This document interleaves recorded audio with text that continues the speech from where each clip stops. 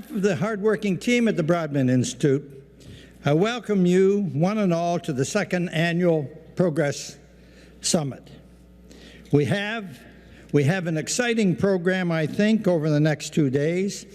It offers some of the best thinkers that we could find anywhere in Canada and abroad.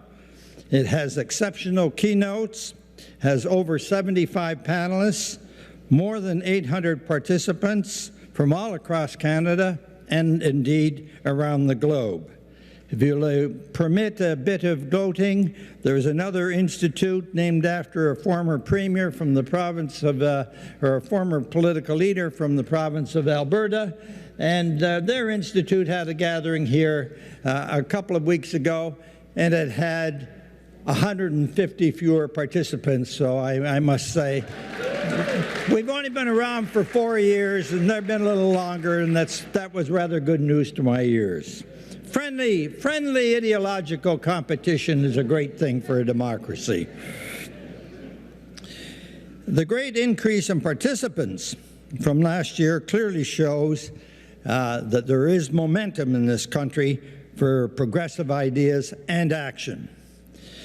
Thank you for coming, and I also want to thank at this moment the wonderful staff of the Broadbent Institute and the very creative board that has representatives from right across the country, without whose energies, both board and staff, this would have been impossible to bring off.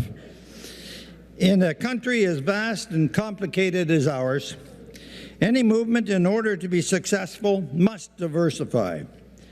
It needs to reflect priorities of communities right across the country. It needs to be relevant both inside and outside of Parliament. It needs to honor its past successes, but constantly, I want to emphasize, reinvent itself for the future. The great American suffragette Alice Paul once observed that movements are like a mosaic. Individually, we're each but one little stone, but taken together, we're a vibrant and coherent whole. Chacun de nous présents aujourd'hui dans... Each of us in this room can contribute to something unique, something that is important to that mosaic. And together, we are stronger. Together, we are building an even stronger country. Take seriously, very seriously indeed, our catalytic role in the social democratic movement. Many of you participated in the training day program yesterday with the wonderful Ari Hahn, Bob Master, and the New Organization Institute. Over the past year, our training programs have measurably improved the skills of thousands of key progressive activists in every corner of our country. Our widely read Press Progress website has become a major source of hard-hitting progressive news and analysis. Please, no. It was Press Progress this month that broke the story of the xenophobic view of a conservative MP telling Muslim women to, quote unquote, stay the hell where they came from if they wanted to wear a niqab. I assure you, Press Progress will continue to shine light on the dark corners of our politics in the future.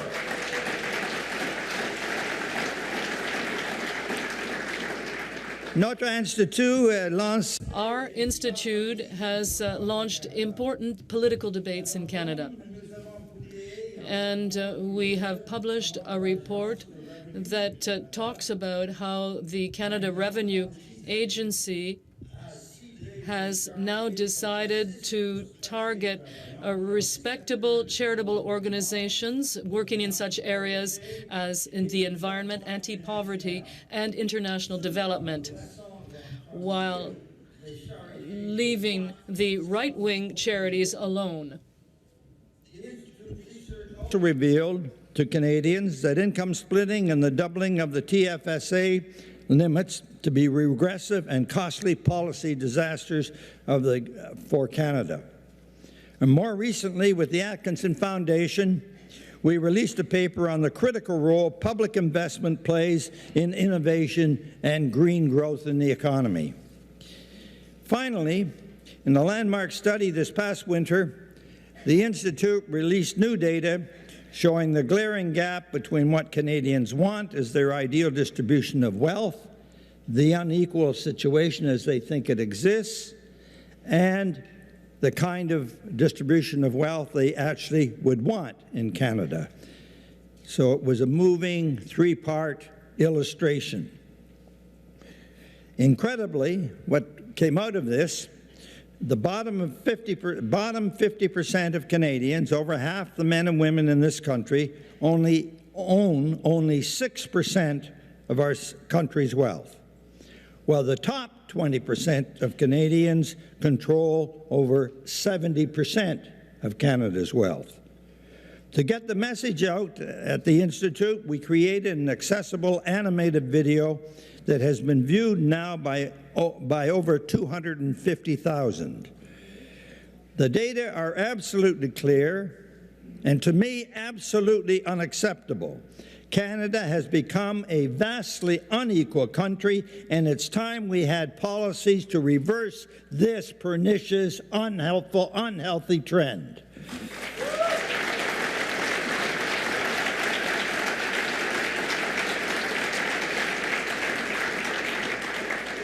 Since we met last time, 12 months ago, the progressive movement, I do want to stress, has had some successes to celebrate that we should note.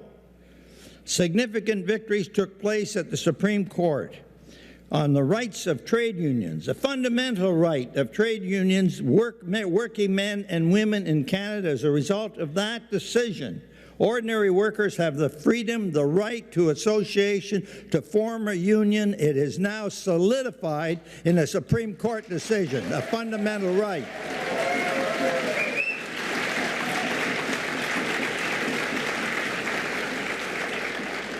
Equally, in a different domain, that Supreme Court made the decision that Canadians will have the right to die with dignity. Beating back a far-right conservative anti-worker agenda took place in the Ontario provincial election. A countrywide resurgence of the carbon pricing debate. It's come back. That, too, is a progressive sign.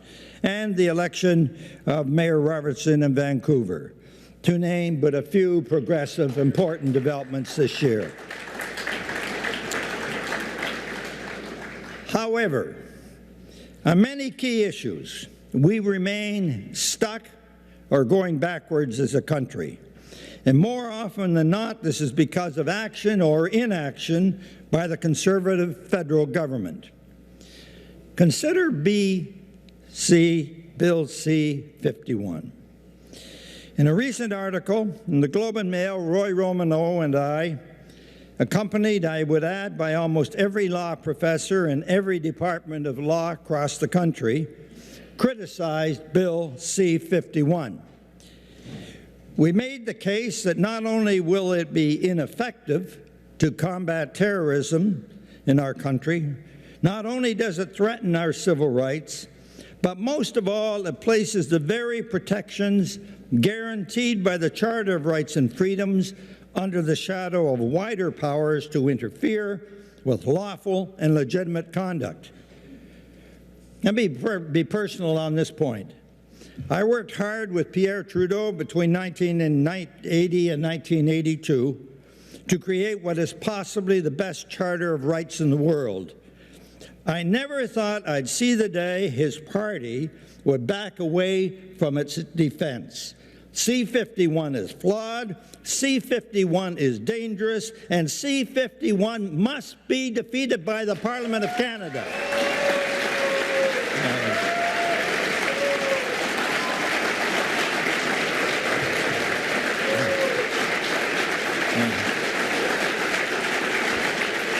Thank you.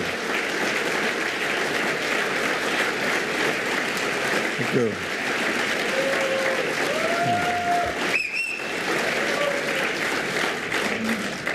Let me turn briefly to the economy. Mr. Harper likes to boast about his economic record. He likes to think it's a plus. Well, let's take a look at that record.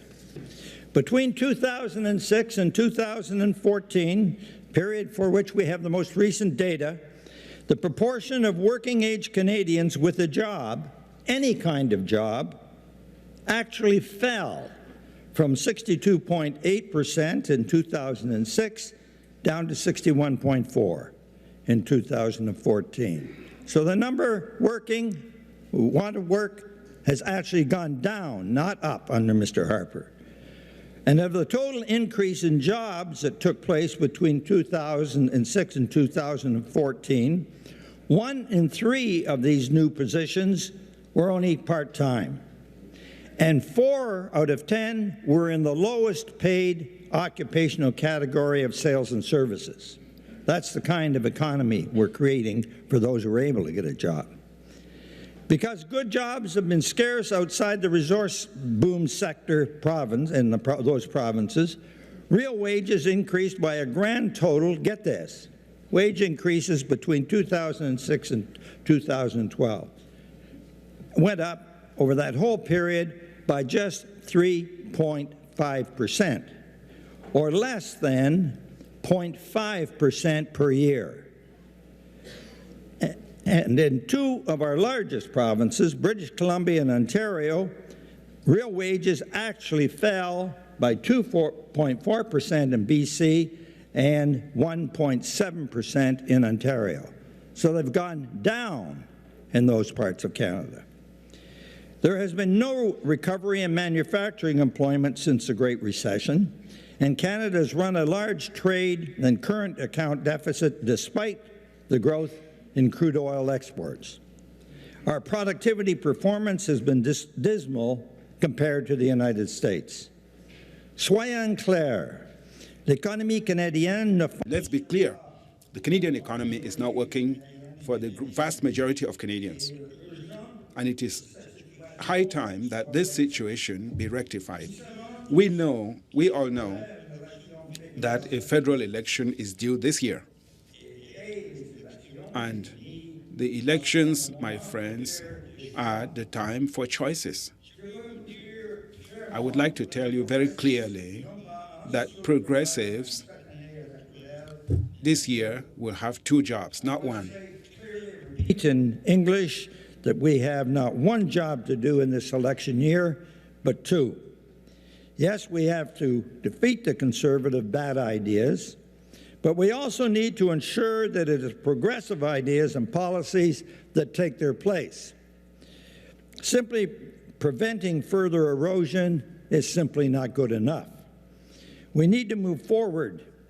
Canadians deserve better than elect a new federal government that may be a bit more civil, but that continues to make bad decisions for the people of Canada.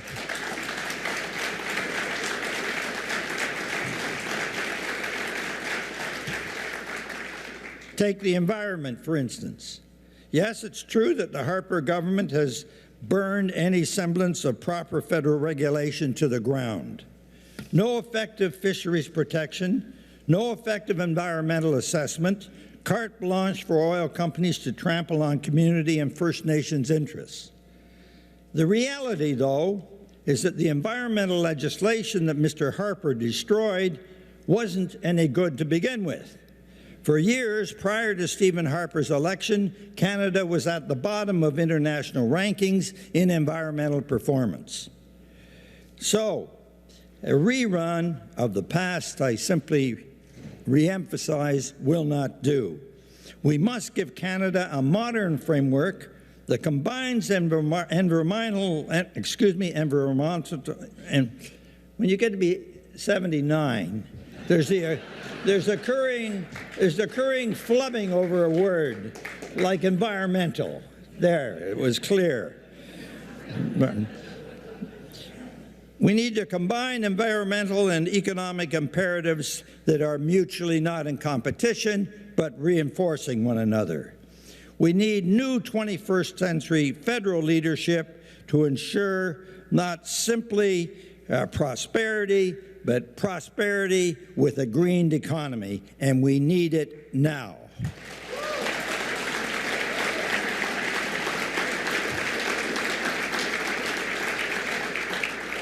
There's more to be done, of course. We must stop inequality from getting worse, as I've said. We need to create good and well-paid jobs. We need to finally end the scourge of child poverty and create a national child care program. These should be agenda items.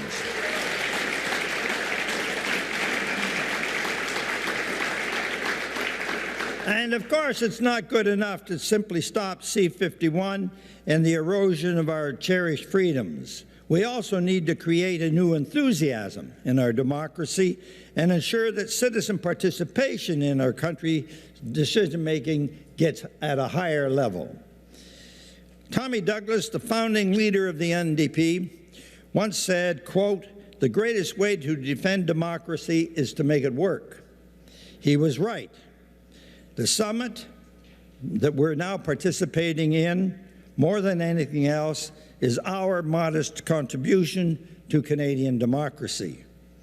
Over the course of the next 2 days, let's learn from each other. Let's draw energy from the old and draw energy from our new friends. And in this election year, let's emerge from this weekend united and clear on what we're demanding from ourselves and from one another, namely to create a better, more just Canada. Thank you. À la prochaine. See you soon. Thank you. Thank you.